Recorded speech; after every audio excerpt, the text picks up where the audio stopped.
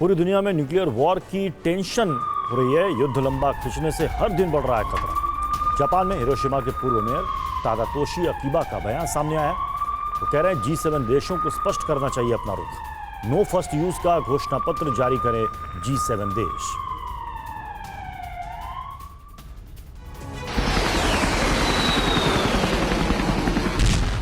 युद्ध जैसे जैसे लंबा खिंच रहा है, हर दिन खतरा बढ़ता जा रहा है। पूरी दुनिया में न्यूक्लियर वॉर को लेकर टेंशन बढ़ती जा रही है। जापान में हिरोशिमा के पूर्व मेयर तादातोशी अकीबा ने G7 देशों से बड़ी अपील की है।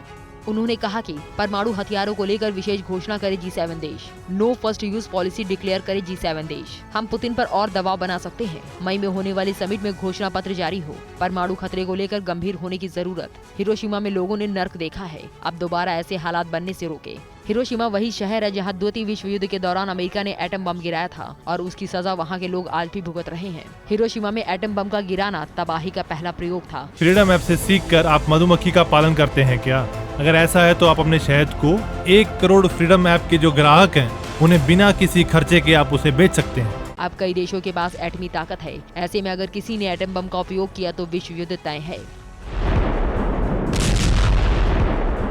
रूस के अस्तित्व की जंग, अमेरिका की साख पर सवाल, निर्णायक मोड़ पर लड़ाई, युद्ध में चीन की एंट्री, यूक्रेन को मिलेंगे फाइटर, जर्मनी ब्रिटेन की आक्रामकता, ये सब ऐसे बड़े कारण हैं जिनके चलते विश्व युद्ध होना तय माना जा रहा है।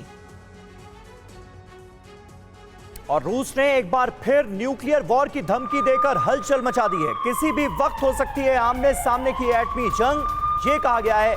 रूस के डेप्यूटी विदेश मंत्री ये चेतावनी देते हुए नजर आ रहे हैं। अमेरिका के साथ न्यूक्लियर स्टैंड ऑफ का खतरा जताया गया है।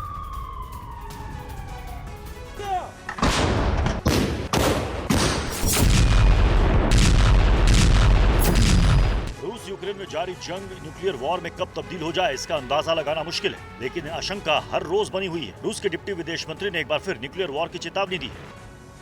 कहा है युद्ध के बीच इस वक्त सबसे खतरनाक स्थिति है। आमने सामने की एटमी जंग का सबसे ज्यादा खतरा है। पश्चिमी ताकतों ने कहा था कि एटमी युद्ध नहीं लड़ा जा सकता। सबने सहमति जताई थी कि एटमी जंग जीती नहीं जा सकती। अमेरिका और सहयोगियों का रुख अब बदल गया है। आज हम न्यूक्लियर वॉर के बहुत करीब आ गए हैं। एटमी जंग छिड़ी तो बहुत विनाशकारी परिणाम होंगे। अंजाम क्या होगा इसकी कल्पना नहीं की जा सकती। वहीं यूक्रेन के खुफिया प्रमुख किरिलो बुडानोव ने भी बड़ा बयान दिया है। कहा वसंत खत्म होने से पहले निर्णायक युद्ध होकर रहेगा। रूस के हथियार खत्म होने वाले हैं और यूक्रेन को इसका फायदा मिलेगा। यूक्रेनी खुफिया प्रमुख के मुताबिक जनवरी के आखिरी हफ्ते से ही रूस बड़े स्तर पर हमला कर रहा है। बाखमुत, वोलेदार, लाइमन, डोनेट्स्क की फ्रंट लाइन पर अटैक जारी है, जिससे उसके हथियार खत्म हो जाएंगे और ऐसे में यूक्रेन को जंग जीतना आसान हो जाएगा।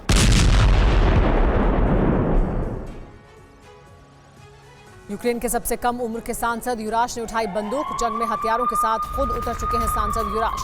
TV9 भारतवर्ष के स्टूडियो में आए यूक्रेनी सांसद। यूनिवर्सिटी ऑफ कोलकाता से की है पढ़ाई।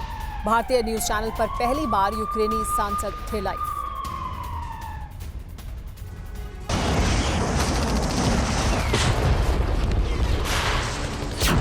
न्यूज चैनल पर पहली बार युद्ध का सबसे बड़ा चश्मदीद, ज़ेलेंस्की के जिगरी युद्ध की आंखों देखी।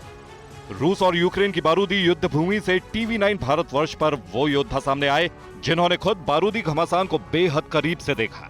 यूक्रेनी राष्ट्रपति ज़ेलेंस्की के इस जिगरी यूक्रेनी सांसद का नाम है युराश। वॉर जोन में रूसी हमले के चलते युराश ने अपनी प्रेमिका को खोया। इसके बाद वो AK-47 जैसे घातक हथियार लेकर खुद समर भूमि में उतर गए। आज सारी दुनिया जानना चाहती है यूक्रेन की ओर से केमिकल अटैक के रूसी इल्जाम में कितनी सच्चाई है। हमने जवाब युराश से ही जाना। None. I mean, the idea that Russia is promoting about biological labs in Ukraine, all that, faces the shortage of facts on every single level. I mean, the reality is that the Russian claims are numerous and they're trying to justify with them their imperialistic conquest. I mean, I believe the Ukrainians should choose the future for Ukraine, as Indians choose the future for India. And what is done in Russia is now to take away our idea of Ukraine.